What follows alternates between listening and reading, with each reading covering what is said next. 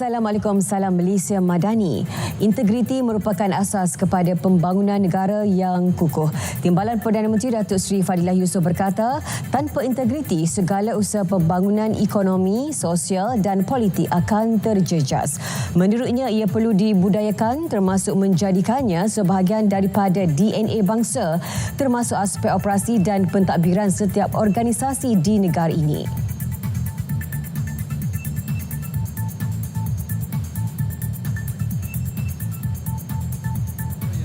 Bukan hanya kerana kemajuan ekonomi, tetapi juga kerana keteguhan nilai-nilai integriti yang dipegang oleh rakyatnya.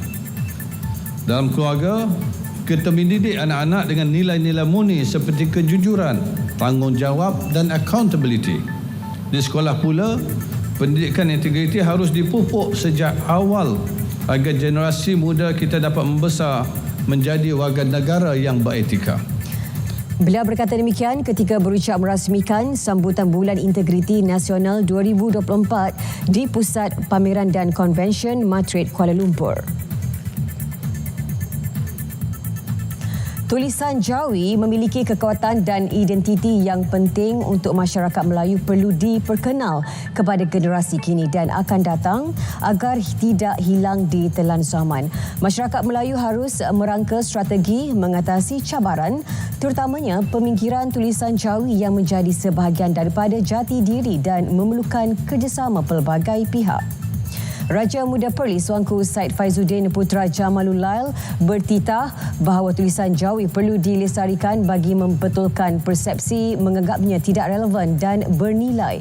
Baginda menegaskan masyarakat Melayu adalah bangsa bertuah kerana memiliki tulisan Jawi sebagai khazanah yang bernilai serta lambang kegemilangan tamadun Melayu suatu ketika dahulu. Oleh itu, generasi kini harus menanamkan kecintaan terhadap tulisan Jawi dan menghargai seni warisan ini. Tulisan Jawi perlu diajar semula dan diperkasakan bagi memertabatkannya bukan sahaja di dalam negara tetapi hingga ke persada antarabangsa. 195 juta ringgit dana diperuntukkan bagi penyelidikan dan pembangunan R&D di peringkat antarabangsa. Ketua Setiausaha MOSI Datuk Dr. Aminuddin Hasim berkata, ia membantu merakyatkan sains teknologi dan inovasi serta memperkukuh inovasi negara.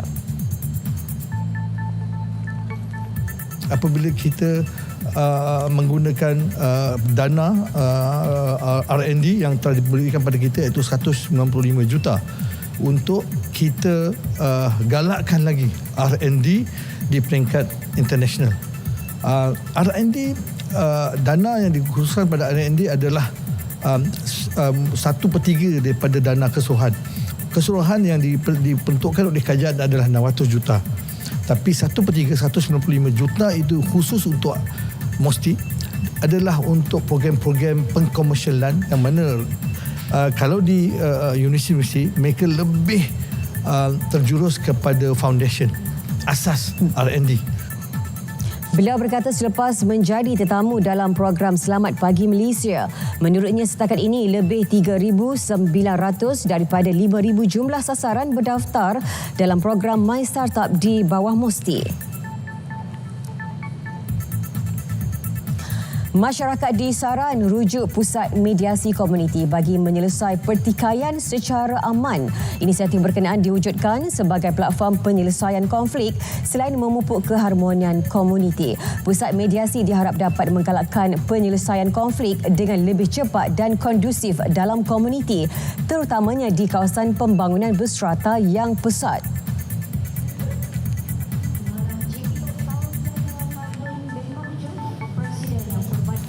Dengan cara yang ada privacy, tidak perlu melalui media sosial ataupun melalui saluran media elektronik dan tidak perlu digembur-gemburkan ya, kerana ia adalah isu-isu mungkin salah faham, perselisihan, kekeliruan tentang peraturan dan sebagainya.